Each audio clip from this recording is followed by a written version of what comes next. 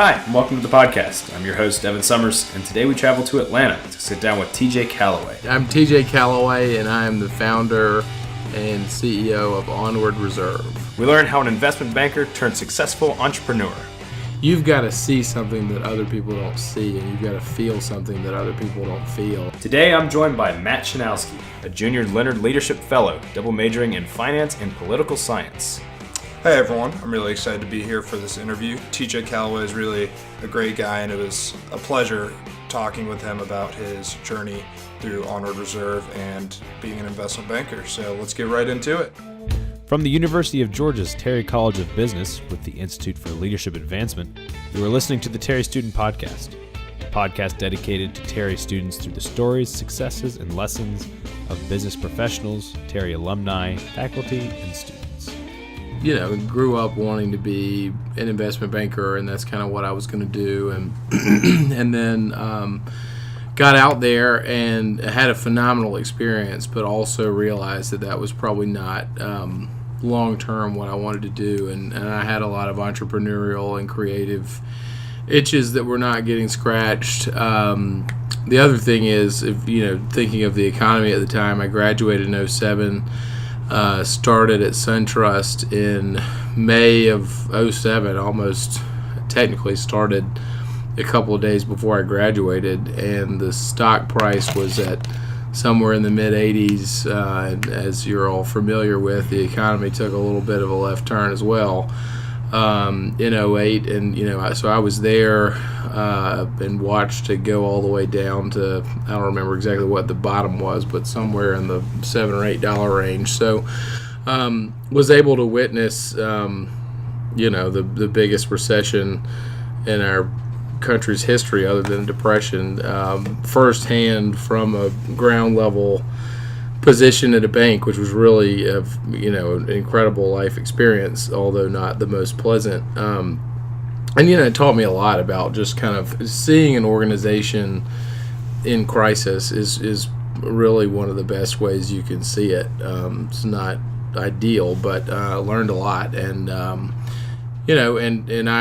cherish all of that experience. I was there for almost 5 years, and really would do it again in a second. It just wasn't for me long term. Yeah. So after you left SunTrust, where did Onward Reserve? How did that start? So I was kind of looking. I mean, to be completely honest with you, I was at the bank and just kind of thinking about all kind of different stuff. I mean, I thought about getting into wealth management. I thought about restaurant franchising, and trying to open a Zaxby's in Atlanta or whatever. And I thought about all kind of different stuff. But and we started Onward Reserve online first, and then I, to be honest, had the intentions that I moved to Athens and was going to get an MBA from Terry, and then got so busy with with work that just never really had time, and with my career path being entrepreneurial, it wasn't necessarily vital for me. So I've feel as if I've given myself my own MBA over the last 5 or 6 years. But that's kind of where it started. There's no perfect reason. It was just I was looking for something that might work, and so far so good on this, but we'll see. Right. Yeah. I mean, in just reading some of the background, some of the stuff I've seen online, it sounds like you've kind of had that entrepreneurial spirit pretty much your whole life.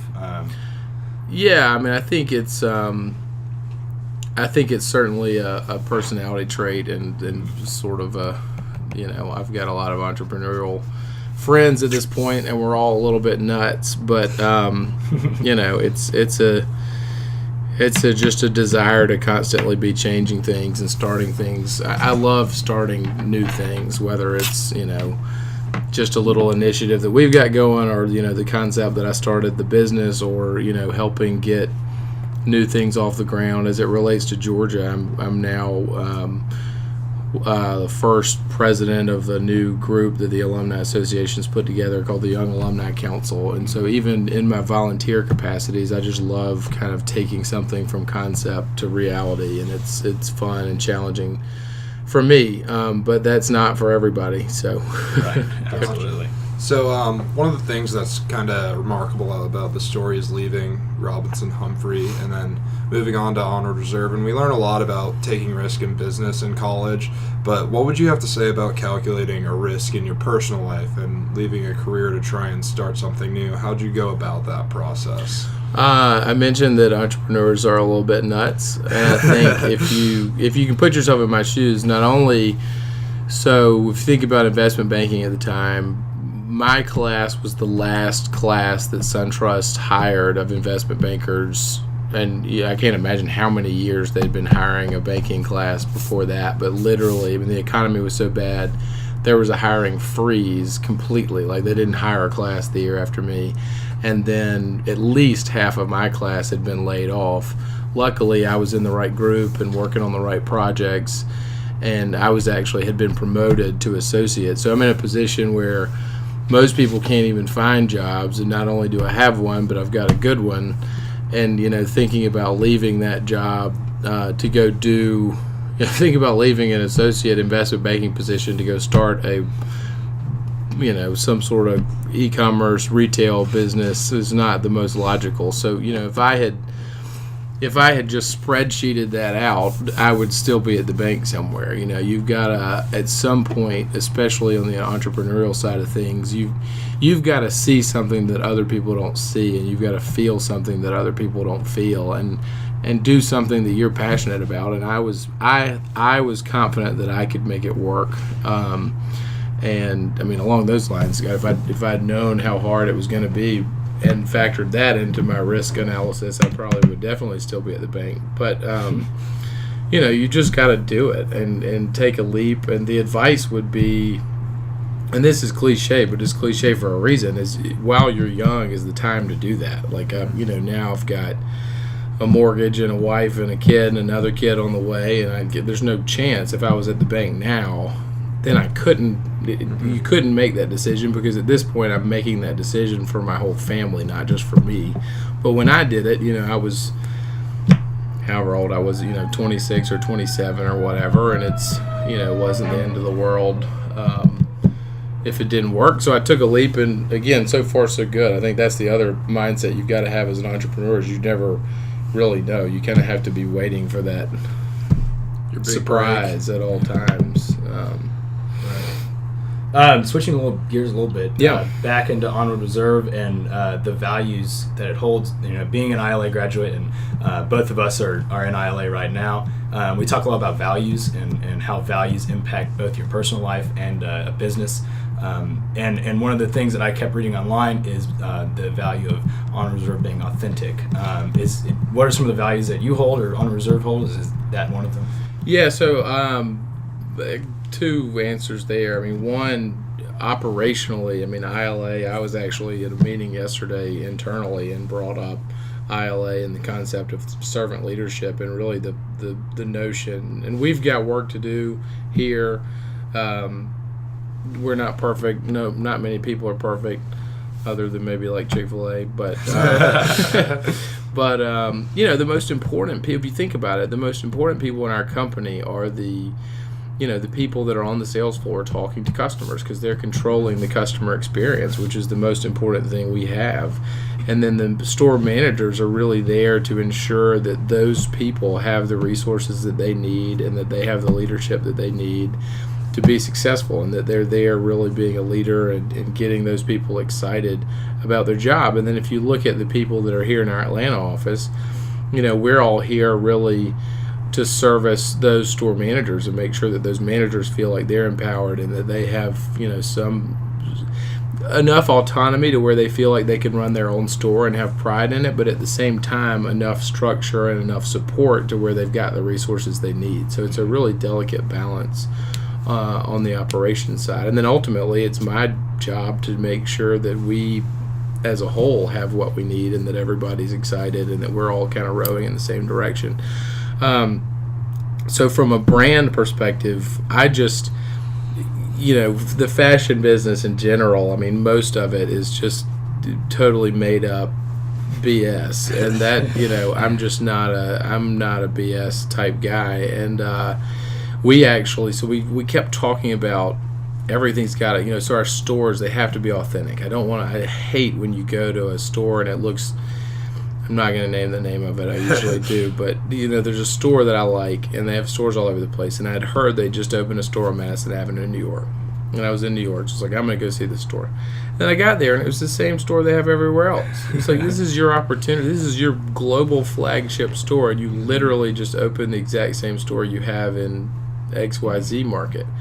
And it was really discouraging to me, and I felt like, why, this day and age when anybody can order whatever they want online, why, there's no incentive for me to go, if I'm in Nashville and we've just opened a store in Nashville, I've been to the Athens store. If the Nashville store is the exact same thing as Athens, why would I take the time to go visit that store while I was in town? So, I want to make sure that all of our stores are authentic and have a true local connection to the market where they exist, and they get everything. I mean, if you look at our last catalog, there's stories throughout the catalog about where I grew up, and that's where we shot it, and all this kind of stuff. And I hate, the other thing that drives me nuts is when you see, I call it fence posting, because if you look at a lot of other brands I won't mention, but their models and their catalogs are just leaning against a fence post in whatever shirt they're trying to sell. I mean, I try to make sure if we're trying to sell a golf shirt, it's a picture of a guy playing golf and like actually playing golf, not just pretending to play golf, because it can, those images, you can tell when it's fake, and so much of the fashion industry is fake that everything we do, we try to really be authentic and to be coming from a real place and doing real things. And we actually trademarked, I may have mentioned this earlier, but we trademarked the phrase live authentically, and that's kind of it's another thing we need to work on is actually using that more frequently to ingrain that. But, it's something you'll see throughout the catalog. You'll see it in some in-store signage. But that's really sort of a guiding principle of our business from a branding perspective. Gotcha. So kind of to touch on what you were saying about hiring great store managers and great sales associates who work the floor, what are some of the things you specifically look for when you're hiring those positions? And also, what are some of the things you think those people should look for when they're applying to a company and interviewing for a company to make sure they're going to where they'll fit in and work well? I like to try to hire somebody that I think is right for that role, and not just because they need a job at that time, and not because of whatever amount of money they're going to be making. It's amazing how so many people they're just looking for a job, especially people right out of school, because a lot of people still aren't totally sure what they want to do yet, and sometimes it takes a little time to kind of figure that out. But I think that some of the best people I've hired have been people that I didn't really have a role for yet, but I knew, like, this person is awesome. They really fit well with our culture here, and they're very hardworking, and I'm excited to be around them. And we've hired some of those people without even having anything for them to do, and then have found things for them to do later, and they've evolved into some of our best employees. Some of the worst employees I've hired have been people where I went out with a little job description of exactly what I wanted somebody to do and what they were going to make and blah, blah, blah, and put that in front of them, and then hired them, even some that had very good experience doing that job, but they weren't a great culture fit, and they weren't, it didn't feel right, but on paper it was right, and that's always a disaster. I mean, so I hire for culture fit and hire for just people that really want to be here and want to work hard. And you're going to work harder if you're doing something you like, and typically you like the things you're good at. I find, and this was like me being at the bank, it was like I thought I wanted to be there, but it was just not, it wasn't what gets me out of bed in the morning, and that's fine. There's people who that is what gets them out of bed, and that's great. And there's a lot of people that would hate doing what I do, and that's fine too. I think just finding a way to align your passions with what you do is vital. And so, on the other side, for somebody that's looking for a job, it's harder because sometimes you just kind of have to get out there in the world and experience some different things to figure out what it is you want to do. But, talk to as many people as you can and talk to them about what their day-to-day life is like and what gets them excited. And if you've got a lot of things in common, then, maybe you would like doing what they do. But it's hard. I mean, you have to, but I think ultimately you got to figure out what it is that excites you. And if it's something you can get excited about, that's really all that matters. Gotcha. Yeah. A lot of your story is success. You're up to about 8. You're up to about 8 retail stores now. 9 now. And continuing to grow. But how has failure played a part in your success story? I guess I've done a good job of hiding all the failures. I was telling somebody the other day, literally entrepreneurship, and you don't see the hard part because I love it so much. I don't think about the hard. I don't think about the bad times, and I don't think about the hard part. But it's like getting a business off the ground, especially in an industry as competitive as ours, is basically like, you've been in some boxing match and you're literally just beat tired because you've been working, I don't know how many hours there are in a week, but I worked about 90% of them and slept for the other 10 for about 2 years. And you're working, and then like every time you get up, somebody just punches you in the face and you're back down. And then like for a long time, it's like every time you finally think you've got some leg to stand on and you're really doing well, then somebody comes around and knocks you out again. And then finally, it was like, we've been at this 5 or 6 years now, and maybe a year or so ago, I was like sitting in my office and it was 6 o'clock, and I was like, I've actually, like, I could go home and I've done everything that I need to do. So I think if you get to the point where you can actually go home and like you don't feel like you should be at the office doing something, then maybe you've kind of at least hit a plateau. But I'm sure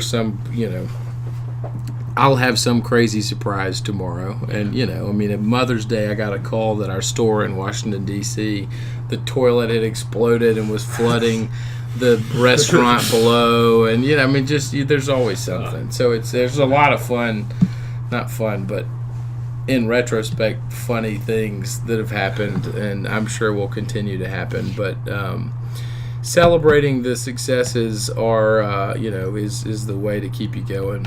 But if I didn't love this, I wouldn't have survived the last 5 years. Right. Yeah.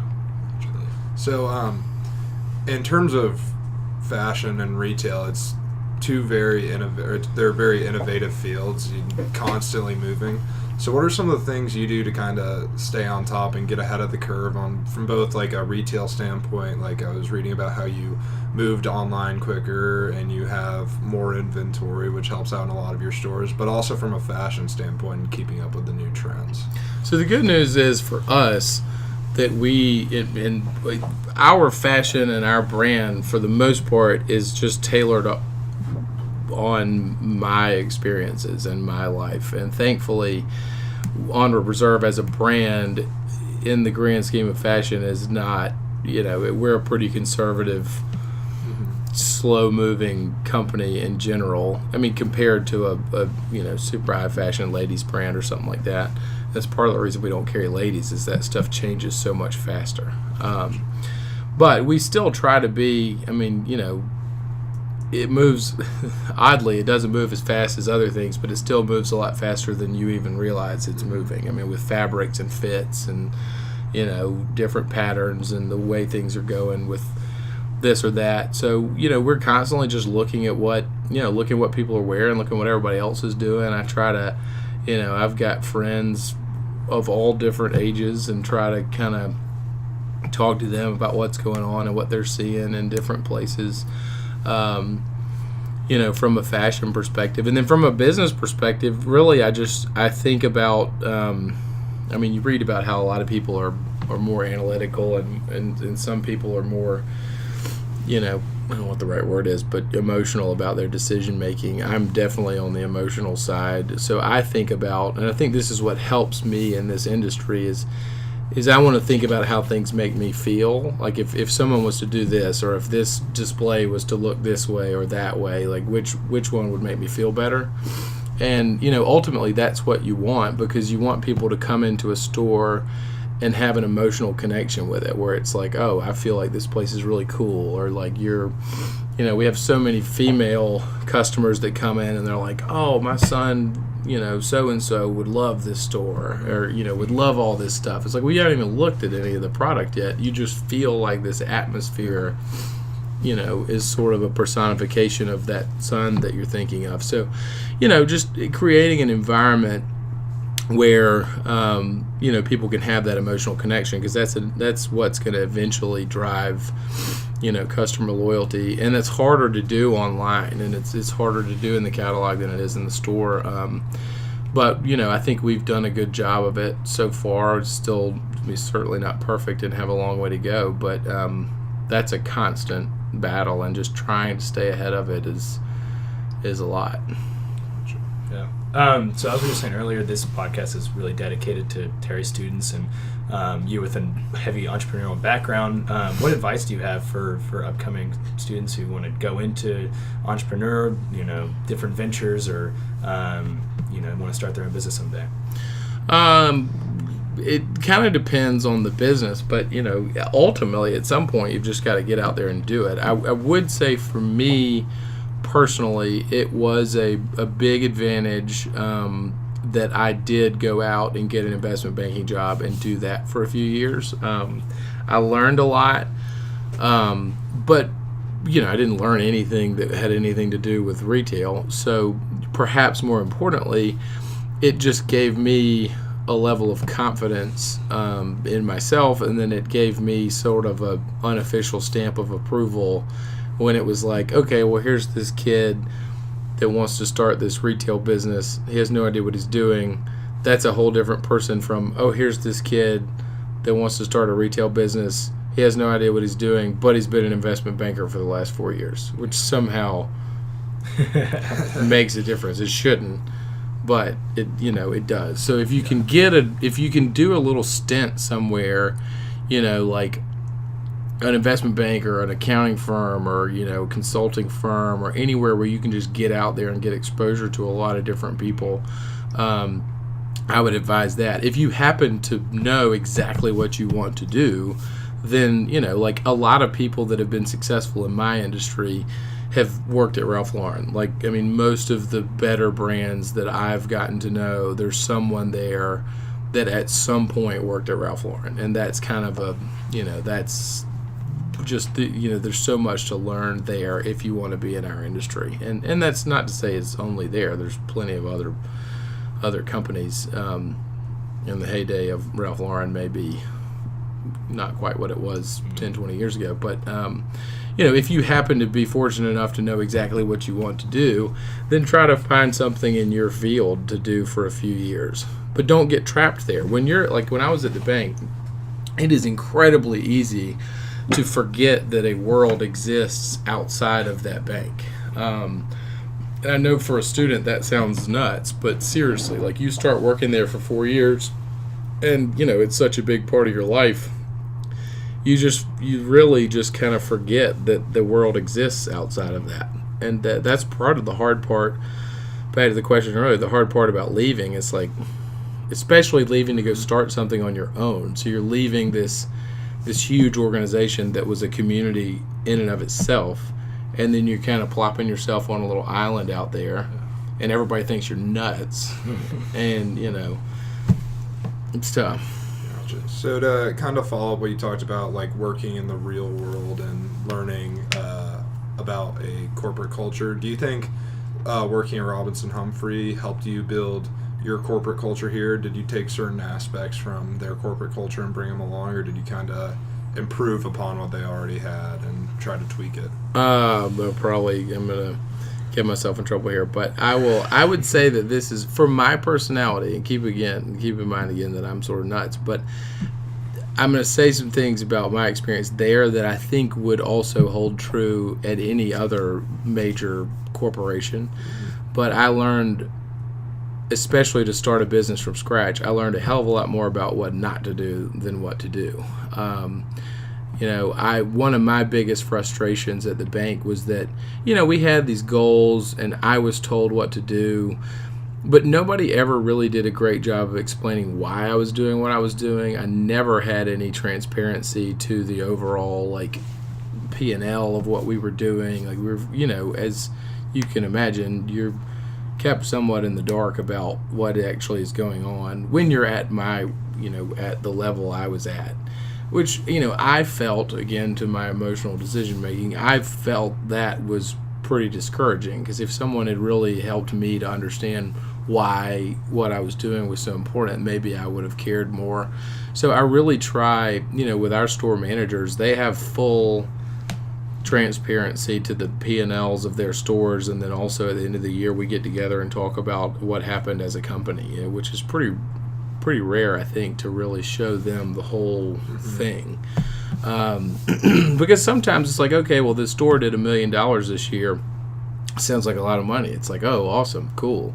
But, it's expensive to run a store. Rent's high, payroll's high, there's all kind of other expenses. So when they're like, oh, we brought $1 million in, but oh crap, it really does cost a lot of money to run this place, it helps them understand exactly how the business works, which is what I wish some people had done for me. That's just one example, but it's the other thing that's just going to happen in any corporation is just for someone in my position that's grown a business from nothing with relatively little capital, just gross, disgusting inefficiencies.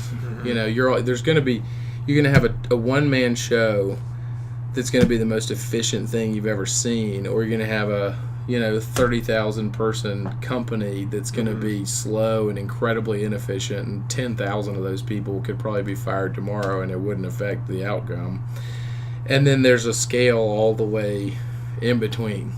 So it's crazy now that we've got about 85 employees, and we're a lot less efficient than we were when there were just 2 or 3 of us, and a lot of that comes down to communication. So that's been a challenge and a learning opportunity for me, is how do we stay on the efficient, how do we get bigger but stay, on the efficient side of that sliding scale, if you will. But just watching, it's just funny. I mean, and you get in any company big enough, and there's people there that, that work their fingers to the bone and never really get noticed or appreciated, and then there's people there that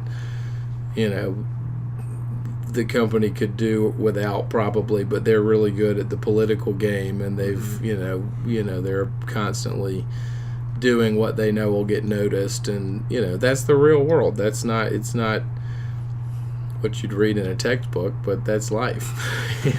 So I'm not a corporate guy. It's not for me. Well, thank you so much for your time. This has been great. Giving a lot of good advice for the students listening. Yeah. I hope you enjoyed our interview with TJ Callaway. Matt, what'd you get out of it? I think one of the most interesting things that not only he said, but you could kind of feel in the way he carried himself and feel in his presence, is the live authentically. Everything he talked about with his business, he kind of wanted to do it his way. It's not that he said other people had bad ideas or he thought other people were necessarily wrong, but he saw a right way for him to go about his business. Like, for example, when he talked about changing store locations individually and changing what's inside to make it fit the area and make it seem more genuine and authentic. And that really resonated with me, because you just kind of get that from him when you talk to him as a person. And I can personally vouch, if you've ever been in an Onward Reserve store, they're one of the coolest shopping experiences you'll ever have. They do all really feel authentic. So if you ever have time to go in one, just to look around and see how his values of authenticity carry into his store design and his company, take a look. It's a really interesting experience. It was cool to hear his side of how he created such a unique environment within his store. Be sure to give TJ a follow on Instagram at TJ Callaway 4 and Onward Reserve at Onward Reserve. Their website is onwardreserve.com. So starting this semester, I'll be pairing each guest interview with an organization at UGA that kind of matches their message. And one of the big messages that I got out of TJ Callaway's interview was that if you want to do something, you've got to start it, which is something that a lot of us kind of struggle with, that you just keep the idea in your brain and you don't take it to action. So if you got fired up by this interview by TJ Callaway's entrepreneurial spirit, check out the Entrepreneurship program here at UGA. I sat down with the director of the program, Bob Pinckney, to explain a little bit more of what it has to offer. The goal is that there's a place at the university that if you've got an idea or something that you think is commercializable and can create value, there are resources available, and we'll help you any way we can get started and get going, from initial funding to finding a mentor to setting you up with an internship to go learn from some other entrepreneurs. Basically anything we can do to promote students being prepared to start their own company, whether it's now or 5 or 10 or 15 years from now. Mr. Pinckney explained to me that there's 3 parts to this program: the academic part, the experiential part, and the economic development part. The academic side aims to teach students through the certificate program. I think the curriculum we've designed in the academic portion is pretty exciting, even for people who don't want to start their own business but want to sort of see how all the pieces come together. The curriculum comes from the entrepreneurship track at the Harvard Business School. So we took their MBA track and brought it here and incorporated it into our curriculum. And in the case study method, we really incorporate sales, marketing, logistics, accounting, finance. All those things come together. And so it's a great business course just to see how everything fits. The experiential component provides students with hands-on experience. If you're part of the entrepreneurship program or not, you can still participate. A theme here in our experiential is there's a lot of money there available to students to get their programs kick-started and get their ideas off the ground. The money he's talking about comes in a few different forms. One of the main ways is through pitch competitions. UGA both hosts and travels to many pitch competitions where you could win at least $25,000. Georgia also has its own Kickstart fund where it can provide $1,000 to $5,000 worth of capital into companies to help them get off the ground. A new program we started last year is, we call it their Summer Launch program. In Summer Launch, we'll take between 6 and 8 companies, our student-run companies, and we put them through an 8-week, very intensive capitalism boot camp, if you will, on how to start your business, really push them to talk to customers, and the goal is to get to revenue generation by the end of the 8-week period. In that one, we provide $5,000 in seed funding to every business that's in the program. So it's like a paid internship, if you will, in entrepreneurship. And then at the end of the program, we have a demo day, we call it, where each team presents to a panel of entrepreneurs, and the winning team gets another $5,000 to push their company forward. Finally, the economic development portion is where these businesses reach maturity. I have office space around campus that I can give to student companies that need something, that have outgrown their dorm room, so to speak, and need a place where they can bring people and work.